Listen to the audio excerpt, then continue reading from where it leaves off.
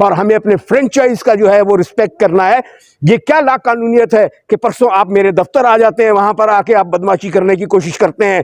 شرم آنی چاہیے اس ایس ایچ او کو. آپ میری مسز کو اریسٹ کرتے ہیں, آپ عورتوں کو جو ہے وہ لے جاتے ہیں تھانوں میں, ان کی تحلیل کرتے ہیں, ان کو جیلوں میں لے جاتے ہیں, سپریم کورٹ سیٹ اسائڈ کرتی ہے, اور آپ ان کو جو ہے موقع نہیں دیتے. اور قانون کی پاسداری کے لیے کسی کو بھی آپ موقع نہیں دے رہے ہیں. سر یہ جو کچھ ہو رہا ہے, آپ جیسے کہتے ہیں کہ آپ کی مسز کو بھی اریسٹ کیا پولیس کی جانب سے, سر اس کی وجہ کیا بنی؟ کیا یہی دیکھیں, میں اس کو بالکل نہ میں اس کو کہوں گا کہ میں مظلوم ہوں. میں بالکل مظلوم نہیں ہوں.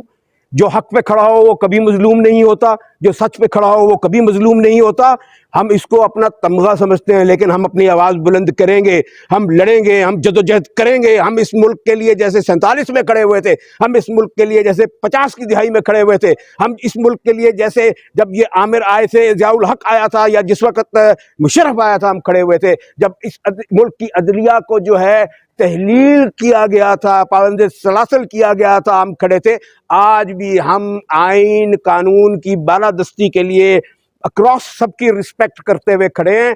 ہم پر امن لوگ ہیں, ہم دلائل سے لڑنے والے لوگ ہیں, ہم قلم سے لڑنے والے لوگ ہیں, اور ہم قلم سے اپنی یہ جدوجہد اپنے ملک کے عوام کے لیے, اس پیارے پاکستان کے لیے, اس کے پرچم کے لیے, ہم اور اس سرزمین کے لیے یہ جنگ لڑتے رہیں گے.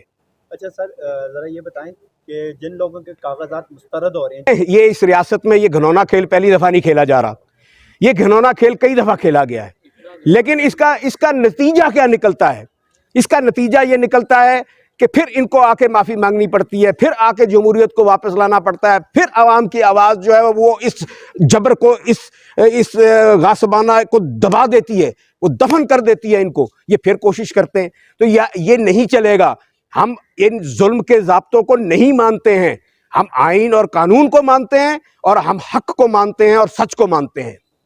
رحیم, آج جس طریقے سے اس ملک میں ایک تماشا کیا جا رہا ہے, ایک مذاق بنایا جا رہا ہے اس پورے الیکشن پروسیس کو, جس طریقے سے پی ٹی آئی کے جو امیدواران ہیں ان کے ہیلے بہانے سے جو ہے وہ ریجیکٹ کیے جا رہے ہیں پیپرز, اور جس طریقے سے اس سے پہلے کیا گیا کہ ان کے کینڈیڈیٹس کو اٹھا لیا گیا, پرپوزرز کو اٹھا لیا گیا, اور اس ملک کے اندر اس سے بدترین اور لا قانونیت کا دور نہیں ہو سکتا.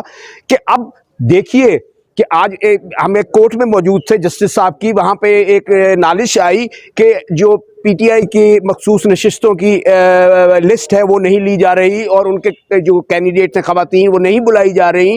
تو وہاں پر سوال کیا کورٹ نے یہ کہا کہ جناب آپ یہ جو وہاں سے الیکشن کمیشن کے وکیل تھے کہ یہ آپ کیوں کر رہے ہیں؟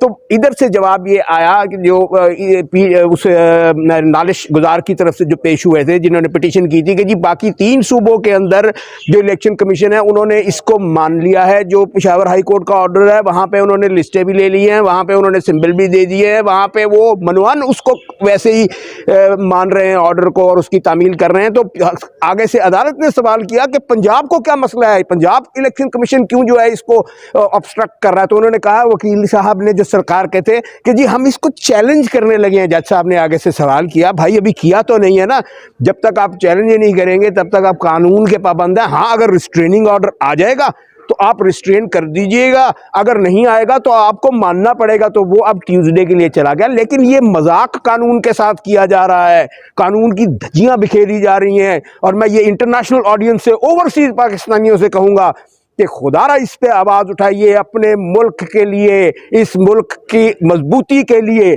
اس ملک کے مخالفوں کو جو ہے وہ موقع نہ دیجئے کہ وہ آپ کے ملک کو کسی بھی طریقے سے مذاق بنائیں اور تماشا بنائیں. تو یہ ہمارا پاکستان ہے. ہم اپنے جو پاکستان کے ادارے ہیں ہم ان کو مضبوط کرنے کے لیے یہ کہتے ہیں, ہم اپنے بیوروکریسی کو مضبوط کرنے کے لیے کہتے ہیں, ہم اپنی فوج کو مضبوط کرنے کے لیے کہتے ہیں کہ ایک مضبوط جمہوریت کا ساتھ دیجئے.